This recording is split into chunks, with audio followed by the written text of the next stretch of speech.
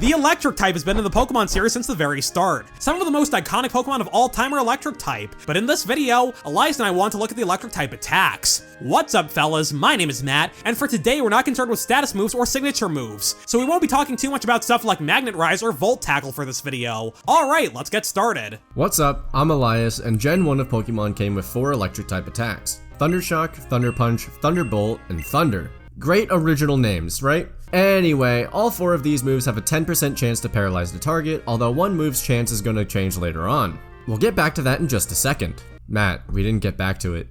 No, we do. It's been a second. Oh my god. You're fired. Thunder Shock is your standard early game electric move. It's 40 base power, so it's going to be outclassed as your playthrough continues. Thunder Punch is 75 power and 100% accurate, which would make it a pretty solid mid-game move. Except there's just one problem. Only 2 Pokemon can learn Thunder Punch in Gen 1, Hitmonchan and Electabuzz. Gen 1 included 3 elemental punch moves: Fire Punch, Ice Punch, and most importantly for today, Thunder Punch. This move isn't really worth using in a playthrough of Gen 1. In this game, all electric type moves are special, and Hitmonchan's special stat is terrible. Its physical moves are going to hit way harder. Thunder Punch isn't unusable or anything, because it does provide extra coverage, particularly against flying types, but for the most part, you're better off sticking with physical moves on your Hitmonchan. Electabuzz can also learn Thunder Punch, but by the time you catch it, the move is already outclassed. The only place you can catch Electabuzz in the whole game is the power plant, and you need to be able to use Surf outside of battle to reach it. That doesn't unlock till you beat the 5th gym leader, Koga, but at this point, you've most likely fought the 3rd gym leader, Lieutenant Surge. He's the electric type specialist, and his prize for defeating him is the TM for Thunderbolt. That's a pretty incredible prize for such an early gym. We take those. In this game, Thunderbolt is 95 power and 100% accurate, and like we mentioned, it has the same 10% chance to paralyze as all the other electric moves. So there's not much of a reason to use Thunder Punch with Electabuzz, because at that point you have access to an objectively better move. There are situations where Thunder Punch might see some use, like if you've already taught Thunderbolt to a different Pokemon, but for the most part, this move is just a dud.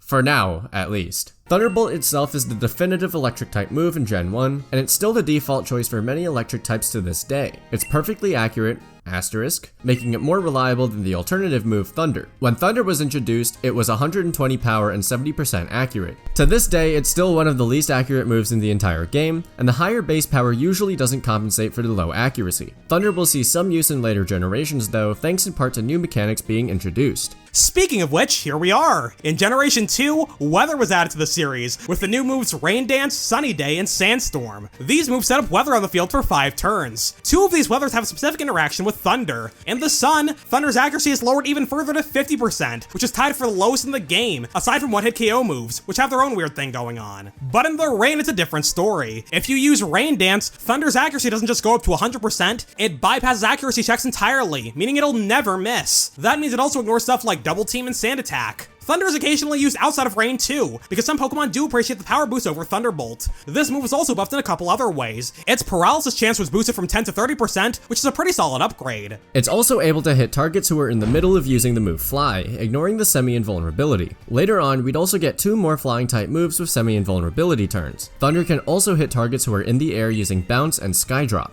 In the case of Skydrop, Thunder can hit the move's user or its target. Aside from that, we also got 2 new electric attacks in Gen 2. Spark is 65 base power, which isn't all that strong, but it also has a 30% chance to paralyze, which is higher than Thunderbolt and Thunder Punch, so it's a solid move for Chinchou and Lantern till he can learn a stronger move. Only 3 Pokemon can learn this move in Gen 2, but more of them gain access to it in later games. Spark also sees quite a bit of use in Gen 2 speedruns. The primary Pokemon that speedrunners use in Pokemon Crystal is Raikou, the electric-type legendary beast. Thunderbolt isn't a TM in Gen 2, and Thunder is locked behind the Goldenrod game corner, where you have to gamble to earn enough coins to buy it. So if you want to go fast, Raikou's strongest stab option is Spark. Raikou doesn't learn Thunder till level 71, and it doesn't learn Thunderbolt by level up at all. So speedrunners will use Spark for virtually the entire game, up until the fight against the secret final boss Red. The world record holder Wave Warrior beats the game with a level 62 Raikou, and gambling takes 5 ever, so there simply isn't time to learn Thunder. Not that you want to use it. A 70% accurate move is too unreliable for a speedrun. The only way to learn Thunderbolt is with a move tutor, but you can't access him until after you beat the Pokemon League. Oh, and you have to gamble to get this move too. Great, so that leaves Spark as the best option. We also got Zap Cannon in Gen 2. It's 100 power, which is just a little stronger than Thunderbolt. It also always paralyzes the target. Sounds like a horribly unbalanced move, till you notice it's only 50% accurate. That's absolutely abysmal, so Zap Cannon is one of the worst moves in the game. There are some niche ways to boost its accuracy, but 192% of the time, you're gonna be better off using Thunderbolt or something. Great math, right? Yeah, fun fact, Matt is a math major. Don't expose me like that on the internet. He's smarter than all of you guys. I'm not. Fun fact though, you know the 1-256 glitch in Gen 1 where perfectly accurate moves can miss? Well, Zap Cannon is subject to a similar glitch in Gen 2 only. Its odds of paralyzing the target are 255 and 256, meaning there's a 0.4% chance it doesn't paralyze. Thunder Punch also became a TM in this gen, which gave tons of new Pokemon access to it. One notable recipient is Alakazam, which became an absolute beast in playthroughs of Gen 2. Alakazam was already incredible in Gen 1 because of how powerful the Psychic type was. Its typing got nerfed pretty heavily in Gold and Silver, but in exchange, it can now learn all 3 elemental punches. The combination of Psychic and the 3 punches provides incredible type coverage. Combine that with the fact that the elemental punches are special moves at this point, and that Alakazam has a really high special attack, and you've got an incredible team member for your playthrough. Well, as long as you've got someone to trade with. Or a way to hack it in.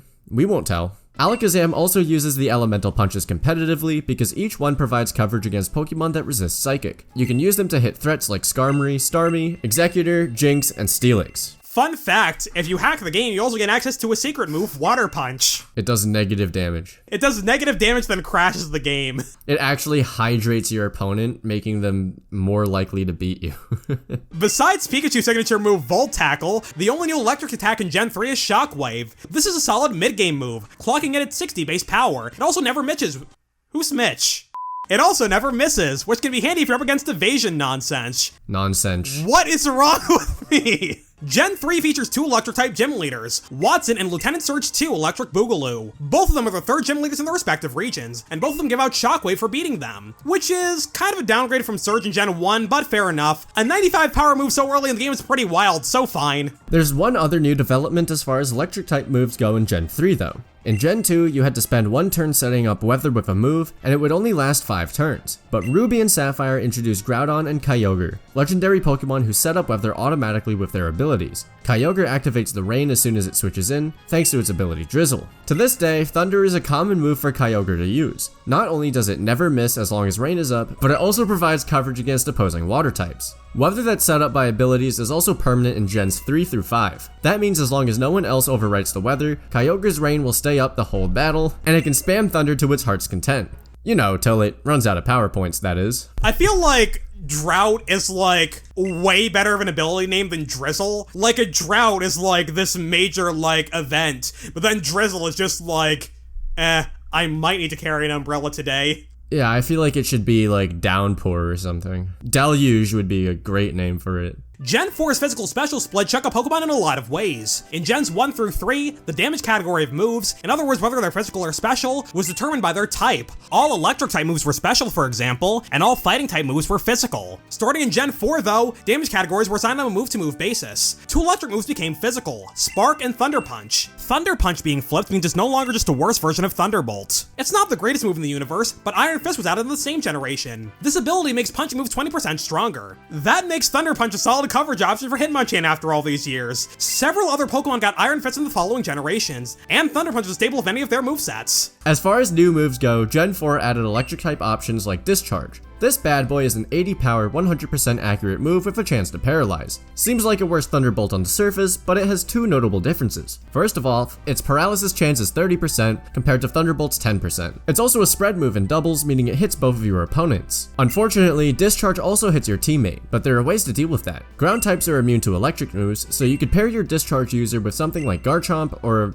I don't know, Diglett? There are also several abilities that make Pokemon immune to electricity. There's Volt Absorb, which will heal you if you're hit by an electric move, Motor Drive, which raises your speed instead, and Lightning Rod, which boosts your special attack. Discharge does see some use in doubles, but not a ton. Thunderbolt is usually going to be the better option. The same way Gen 1 added elemental punch moves, Gen 4 introduced Fire Fang, Ice Fang, and Thunder Fang. These moves have 2 separate secondary effects. They have a 10% chance to make the target flinch, and an independent 10% chance to cause a status condition. Thunder Fang has a chance to paralyze, of course, but it's not a great move. The elemental fangs are 65 power and 95% accurate, making them weaker and less accurate than the punches. Thunder Fang does see some occasional use though. The ability Strong Jaw boosts power of biting moves by 50%, making Thunder Fang 97.5 power. That makes it the best electric stab option for Boltund. Gumshoos and Tyrantrum can also learn Thunder Fang and they have Strong Jaw, but they both have other abilities that they rather use. Oh well. Zap Cannon was also buffed in this generation. Now it's 120 power instead of 100. It still sucks. Moving on.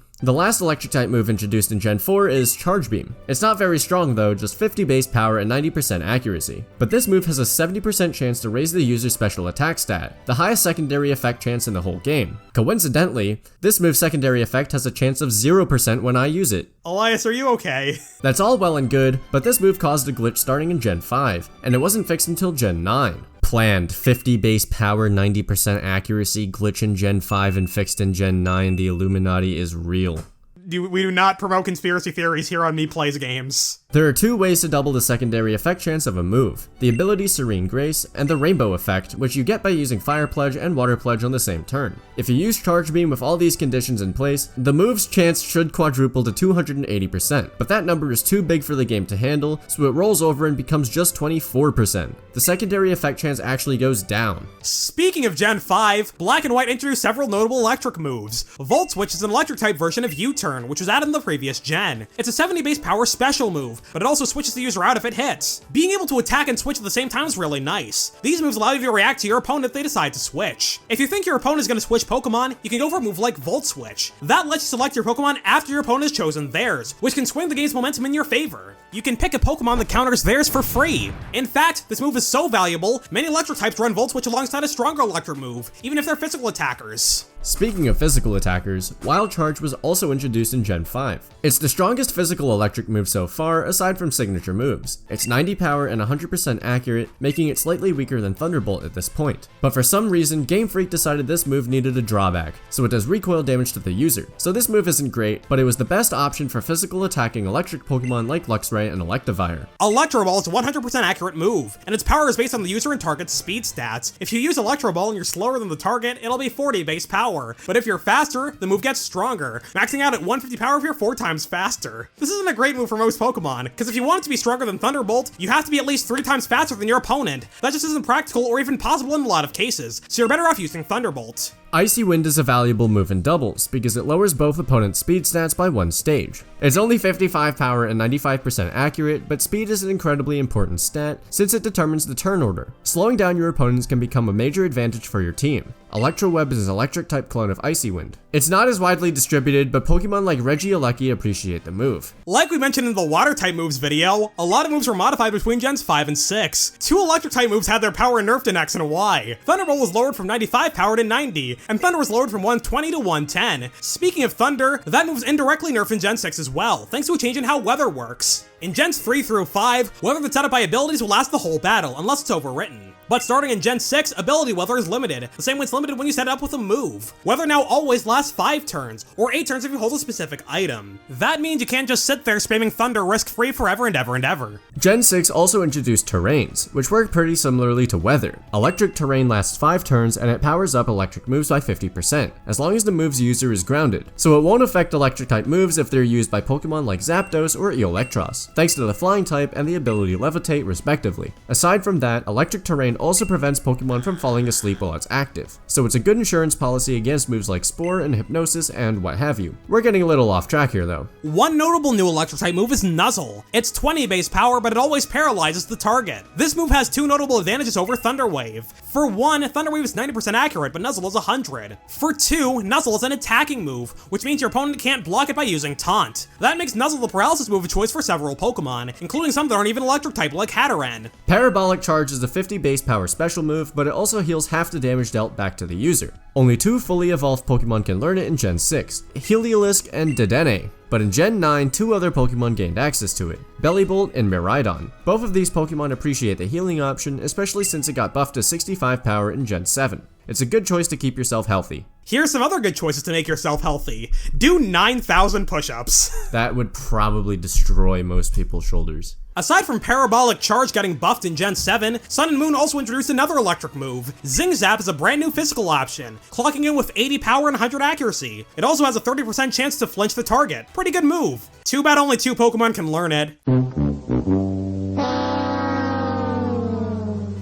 Yeah, this move isn't exactly making waves and only Togedemaru and Pincurchin can learn it. Oh well. Of course, you also got Gigavolt Havoc, the standard electric type Z move. In Gen 6, you could only set up terrains with status moves, but in Gen 7, the Guardian Legendaries were introduced and they have abilities that set up terrain upon switching in. The electric fairy type Tapu Koko made electric terrain a lot more common. Unfortunately, the terrain was nerfed in Gen 8. The boost to electric moves became 30% instead of 50%. To somewhat compensate for that change, Rising Voltage was added in Sword and Shield's DLC. It's a 70 base power move that doubles to 140 power for electric terrain is active. That also stacks with a standard terrain boost, making the move's effective power 182. And as far as new electric moves in Gen 8 go, that's it. We got like a million signature electric moves, plus the max move Max Lightning, but as far as standard attacks go, Rising Voltage is the only new addition. Hey, you guys remember Rising Voltage? Well, it's gone now. It was effectively deleted from the game in Gen 9. It's no longer a tutor move, and most Pokemon have no alternative way of learning it. The only exception is a DLC Paradox Pokemon Giraffe Raikou. What the hell is this thing actually called? Raging Bolt. This weirdo learns Rising Voltage by level up. Aside from that, we got a pretty solid physical option in Gen 9. The bar isn't exactly very high here, but we'll take what we can get. Supercell Slam is an electric clone of Jump Kick. God, when was the last time you thought about Jump Kick? Since you said it about 5 seconds ago. It's 100 power, 95% accurate, but if you miss, prepare to die. In that scenario, you lose half your max HP and crash damage. So 19 times out of 20 it's a solid move because there's no other drawbacks, but it also has potential to be way deadlier than Wild Charge ever was. In any case, Supercell Slam has become the go-to physical electric move, because most of the time it deals more damage than Wild Charge. If Supercell Slam hits, which is likely, the move has no drawbacks. Some Pokemon can even avoid crash damage almost entirely. Eelektross can learn Coil, which raises its attack, defense, and accuracy by 1 stage each. That makes Supercell Slam roughly 127% accurate. The held item Wide Lens also takes the move's accuracy over 100%, if you want to take that route. That's a weird thing. Let's finish this video. Oh, Jesus Christ, we're still on page 2. Is this all a long con? Are you trying to brainwash me over the course of a decade of friendship? How dare you? I'm just really manipulative. In fact, I'm so manipulative that you haven't even noticed. Oh, dang. Elias is actually 4 feet tall, guys. Yeah, I've actually just been gaslighting Matt into thinking he's like 2 feet 6 inches. Hey Elias, how gender are you? I'm quite gender, thanks for asking. Very good. And that's all we got for today. Thanks for watching. Leave a comment with any other videos you want to see us make. We'll see you all next time. Good night, fellas. Sleep well.